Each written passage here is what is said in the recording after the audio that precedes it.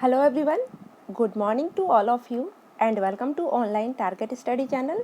Friends, आज है 15 मई 2020 और आज के दिन करंट अफेयर से जितने भी इम्पोर्टेंट क्वेश्चन बन सकते हैं उन सभी क्वेश्चंस को हम इस वीडियो में कवर करेंगे और सारे क्वेश्चन से रिलेटेड एक्स्ट्रा फैक्ट को भी हम इस वीडियो में जानेंगे। तो ये वीडियो काफ़ी इम्पोर्टेंट होने वाली है, इसलिए वीडियो अंत तक देखिएगा और अगर ये वीडियो आपको अच्छी लगे, हेल्पफुल लगे तो इस वीडियो को लाइक, शेयर एंड सब्सक्राइब कीजिएगा। चलिए शुरू करते हैं आज के हमारे पहले सवाल से। तो आज का हमारा पहला सवाल है, मई 2020 में किसको आधिकारिक तौर पर विश्व बौद्धिक संपदा संगठन WIPO के अगले महानिदेशक के रूप में नियुक्त किया गया है? तो ये नियुक्त किया गया है डैरन तांग को। डी ऑप्शन सही हो जाएगा। तो सिंगापुर के बौद्धिक संपदा कार्यालय IPOS के मुख्य कार्यकारी डैरन तांग को आधिकारिक तौर पर विश्व बौद्धिक संपदा संगठन WIPO के अगले महानिदेशक के रूप में नियुक्त किया गया है। डैरन तांग 1 अक्टूबर 2020 को 6 साल की अवधि के लिए WIPO की कमान संभालेंगे। तो बात यहाँ सिंगापुर की हुई है। तो सिंगापुर की राजधानी है सिंगापुर शहर और यहाँ के प्रधानमंत्री है ली सियांग लुंग और करेंसी है सिंगापुर डॉलर। बात यहाँ WIPO की हुई है। तो WIPO का फुल फॉर्म होता है वर्ल्ड इंटेलेक्चुअल प्रॉपर्टी ऑर्गेनाइजेशन, विश्व बौद्धिक संपदा। और WIPO 189 सदस्य देशों वाली संयुक्त राष्ट्र की एक स्वायत्त पोषित एजेंसी है। विश्व बौद्धिक संपदा दिवस 24 अप्रैल को मनाया जाता है। अब चलते हैं नेक्स्ट क्वेश्चन की तरफ। नेक्स्ट क्वेश्चन है, कौन सा देश 2021 में फीफा अंडर 17 महिला विश्व कप का आयोजन करेगा? तो ये आयोजन करेगा भारत। बी ऑप्शन सही हो जाएगा। तो भारत में फीफा अंडर 17 महिला विश्व कप 17 फरवरी से 7 मार्च 2021 को पुनर्निर्धारित किया गया है। इस टूर्नामेंट में शुरू में 2020 में 2 से 21 नवंबर तक भारत में आयोजित किया जाना था, परंतु इसे कोविड-19 महामारी के कारण रद्द कर दिया गया है। अब चलते हैं नेक्स्ट क्वेश्चन की तरफ। नेक्स्ट क्वेश्चन है, किस राज्य सरकार ने केंद्रीय विश्वविद्यालय के हेल्पलाइन भरोसा लॉन्च किया है? तो ये लॉन्च किया है उड़ीसा सरकार के द्वारा। बी ऑप्शन सही हो जाएगा। तो मानव संसाधन विकास मंत्री श्री रमेश पोखरियाल निशंक ने 11 मई 2020 को नई दिल्ली में एक आभासी मंच के माध्यम से अपने हेल्पलाइन नंबर 0804680110 के साथ केंद्रीय विश्वविद्यालय द्वारा हेल्पलाइन भरोसा को लॉन्च किया है। यह हेल्पलाइन कोविड-19 महामारी के दौरान छात्र समुदाय के संकट को दूर करने में मदद करेगा। इस हेल्पलाइन नंबर का उद्देश्य ओडिशा के प्रत्येक विश्वविद्यालय के छात्र को संज्ञानात्मक तथा भावनात्मक सेवाएं प्रदान करना है। इसकी पहल ओडिशा के केंद्रीय विश्वविद्यालय के प्रोफेसर राम ब्रह्मन के द्वारा किया जा रहा है। तो बात यहाँ उड़ीसा की हुई है। उड़ीसा की राजधानी है भुवनेश्वर, मुख्यमंत्री है नवीन पटनायक। अब चलते हैं नेक्स्ट क्वेश्चन की तरफ। नेक्स्ट क्वेश्चन है, किस संगठन ने गैर आक्रामक वेंटिलेटर स्वास्थ्य वायु विकसित किया है? तो ये विकसित किया है राष्ट्रीय एरोस्पेस प्रयोगशाला के द्वारा। डी ऑप्शन सही हो जाएगा। तो राष्ट्रीय एरोस्पेस प्रयोगशाला NAL बेंगलोर, जो कि वैज्ञानिक और औद्योगिक अनुसंधान परिषद के तहत कार्य कर रही है, इसने कोविड-19 रोगियों के उपचार के लिए 36 दिनों में एक गैर आक्रामक विपाप वेंटिलेटर विकसित किया है। गैर इनवेसिव वेंटिलेटर स्वास्थ्य वायु माइक्रो कंट्रोलर आधारित एक सटीक क्लोज्ड लूप अनुकूलित नियंत्रण प्रणाली है। इसमें एक built in biocompatible 3D printed manifold and coupler लगा है, जो अत्यधिक कुशल पार्टिकुलेट एयर फिल्टर के साथ आता है। इस वेंटिलेटर की विशेषता यह है कि यह वायरस के प्रसार की आशंका को कम करने में मदद करती है। अब चलते हैं नेक्स्ट क्वेश्चन की तरफ। नेक्स्ट क्वेश्चन है, किस राज्य सरकार ने FIR आपके द्वारा योजना शुरू की है? तो ये योजना शुरू की गई है मध्य प्रदेश सरकार के द्वारा। बी ऑप्शन सही हो जाएगा।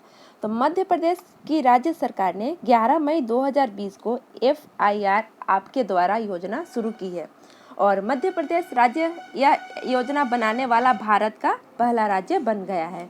इस योजना को डॉक्टर नरोत्तम मिश्रा ने के नए पुलिस कंट्रोल रूम में लॉन्च किया गया है। इस योजना के तहत पुलिस घर घर जाकर लोगों की शिकायतें दर्ज करेगी। योजना FIR आपके द्वारा को 23 पुलिस स्टेशनों में एक पायलट परियोजना के रूप में शुरू किया गया है, जिसमें एक ग्रामीण पुलिस स्टेशन और 11 शहरी मुख्यालय में एक शहरी पुलिस स्टेशन शामिल है। तो बात यहाँ मध्य प्रदेश की हुई है। तो मध्य प्रदेश की राजधानी है भोपाल, मुख्यमंत्री हैं शिवराज सिंह चौहान। अब चलते हैं नेक्स्ट क्वेश्चन की तरफ। नेक्स्ट क्वेश्चन है, फियर ऑफ गॉड पुस्तक किसके द्वारा लिखी गई है? तो ये लिखी गई है साई चंद्रवदन के द्वारा। बी ऑप्शन सही हो जाएगा। तो साई चंद्रवदन के द्वारा फियर ऑफ गॉड पुस्तक को उनके कलम नाम बधान के तहत लिखा गया है। यह पुस्तक 3 सेड बुक्स द्वारा प्रकाशित की गई है और निर्माता और लेखक अनिवार्य भट्टाचार्य द्वारा जारी की गई है। यह पुस्तक अधिकारियों द्वारा भ्रष्टाचार, सतर्कता और कानून प्रवर्तन के बारे में है। बधान की पहली पुस्तक 2014 में जारी की गई थी तथा दूसरी पुस्तक 2016 में जारी की गई थी। अब चलते हैं नेक्स्ट क्वेश्चन की तरफ। नेक्स्ट क्वेश्चन है, भारत में मध्य भारत और मध्य एशिया में किस हवाई अड्डे को सर्वश्रेष्ठ क्षेत्रीय हवाई अड्डे के रूप में चुना गया है? तो ये चुना गया है कैंपेगौड़ा अंतर्राष्ट्रीय हवाई अड्डा को। डी ऑप्शन सही हो जाएगा। तो भारत और मध्य एशिया में सर्वश्रेष्ठ क्षेत्रीय हवाई अड्डे के लिए स्काई ट्रैक्स अवार्ड बेंगलुरु के कैंपेगौड़ा अंतर्राष्ट्रीय हवाई अड्डे को प्रदान किया गया है। बेंगलुरु हवाई अड्डे को 4 साल में तीसरी बार यह पुरस्कार मिला है। स्काई ट्रैक्स पुरस्कार 6 महीने की सर्वेक्षण अवधि के दौरान इन हवाई अड्डे पर 100 से अधिक देशों के ग्राहकों द्वारा किए गए हवाई अड्डा सर्वेक्षण प्रश्नावली के बाद दिया जाता है। अब चलते हैं नेक्स्ट क्वेश्चन की तरफ।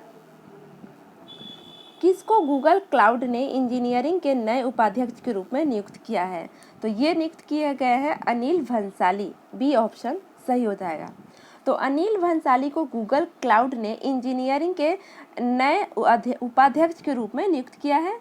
वह पहले माइक्रोसॉफ्ट के साथ एज़्योर क्लाउड डिवीज़न के कॉरपोरेट उपाध्यक्ष के रूप में काम कर चुके हैं और भारत में रिसर्च एंड डेवलपमेंट टीम के साइड लीडर भी थे। अब चलते हैं नेक्स्ट क्वेश्चन की तरफ। नेक्स्ट क्वेश्चन है, किस मंत्रालय ने सुरक्षा स्टोर पहल शुरू की है? तो ये शुरू की है उपभोक्ता मामले, खाद्य और सार्वजनिक वितरण मंत्रालय के तहत। सी ऑप्शन सही हो जाएगा। तो उपभोक्ता मामले, खाद्य और सार्वजनिक वितरण मंत्रालय के तहत कार्यरत उपभोक्ता मामलों के विभाग ने सुरक्षा स्टोर पहल लॉन्च की है। इसे लॉकडाउन के दौरान नागरिकों के स्वास्थ्य और सुरक्षा के उद्देश्य से लॉन्च किया गया है। उपभोक्ता मामलों के विभाग ने किराना स्टोर स्तर पर कोविड-19 के प्रसार को रोकने के लिए एक ट्रैक स्टार्ट ऑफ सेबजॉब और सिफिफाई के साथ हाथ मिलाया है। इसके द्वारा पूरे देश में किराना स्टोर के मालिकों को कोविड-19 प्रोटोकॉल और दिशा निर्देशों के बारे में शिक्षित किया जाएगा। अब चलते हैं नेक्स्ट क्वेश्चन की तरफ। नेक्स्ट क्वेश्चन है, केंद्रीय स्वास्थ्य मंत्री डॉक्टर हर्षवर्धन के अनुसार देश में कोविड-19 जांच क्षमता बढ़कर कितने लाख परीक्षण प्रतिदिन हुई है? तो ये हुई है 1 लाख परीक्षण प्रतिदिन। ए ऑप्शन सही हो जाएगा। तो केंद्रीय स्वास्थ्य मंत्री डॉक्टर हर्षवर्धन ने कहा कि जांच करने की क्षमता बढ़कर प्रतिदिन 1 लाख हो गई है और इसमें 347 सरकारी और 137 निजी प्रयोगशालाएं शामिल हैं। उन्होंने कहा कि अभी तक कोविड-19 की 1,76,02,840 जांच की जा चुकी है। अब चलते हैं नेक्स्ट क्वेश्चन की तरफ। नेक्स्ट क्वेश्चन है, हाल ही में किस देश ने रविंद्रनाथ टैगोर की 159वीं वर्षगांठ के उपलक्ष्य में तेल अवीव की सड़क का नाम बदलकर टैगोर स्ट्रीट कर दिया है?